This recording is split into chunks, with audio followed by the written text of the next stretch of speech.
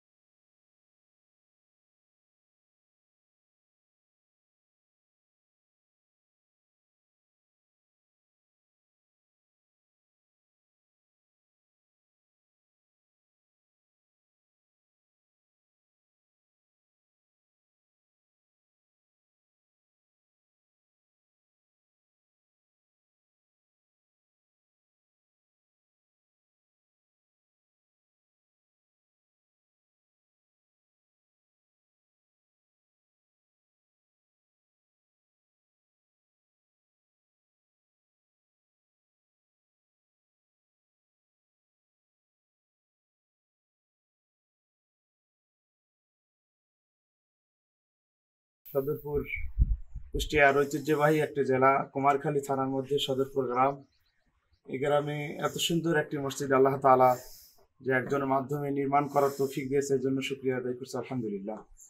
আসলে আমিও গোটা বাংলাদেশের মধ্যে কম বেশি কোরআনের কথাবার্তা বলতে যাই, অনেক জায়গায় অনেক মসজিদ দেখেছি। তার মধ্যে কুষ্টিয়া জেলার মধ্যে অনেকেই বলেছেন, এমনকি আমার ধারণা অনুযায়ী এটাও একটা সুনামধন্য একটা মসজিদ।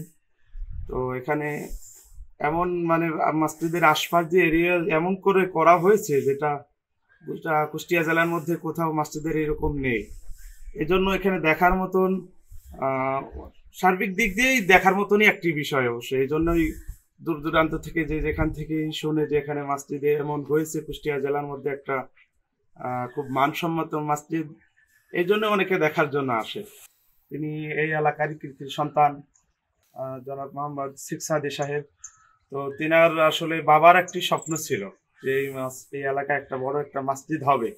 আর তিনি অনেক বড় একজন প্রভাবশালী বা ধনাত্মক একজন ব্যক্তি, যার কারণে তিনার অবদান শুধু তিনার এই মসজিদে না, গোটা বাংলাদেশের মধ্যে তিনি অনেক জায়গায়, অসংখ্য জায়গায় মসজিদে তিনি কম বেশি সহযোগিতা করে থাকেন।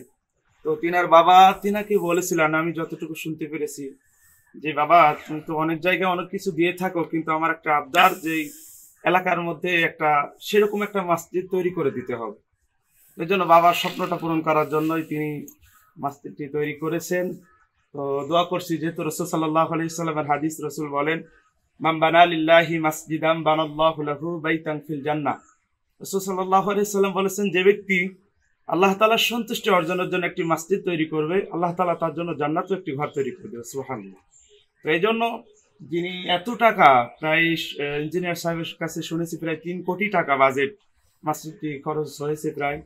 তো এত টাকা যিনি খরচ করে আল্লাহর দ্বীনের জন্য আল্লাহর মসজিদ তৈরি করে দিলেন, আল্লাহর ঘর মসজিদ, দোয়া করছে আল্লাহ তাআলা তিনার মান সম্মান, তিনার সবকিছু আল্লাহ তাআলা আরো বাড়িয়ে দেন। আমি এরপরে তিনার জন্য অবশ্যই জান্নাতের জন্য রাসূলের হাদিস অনুযায়ী বাস্তবায়ন হওয়ার তৌফিক দান করে আল্লাহ তাআলা তিনাকে জান্নাতের একজন মানুষ হিসেবে কবুল করে নিন। আল্লাহুম্মা আমিন।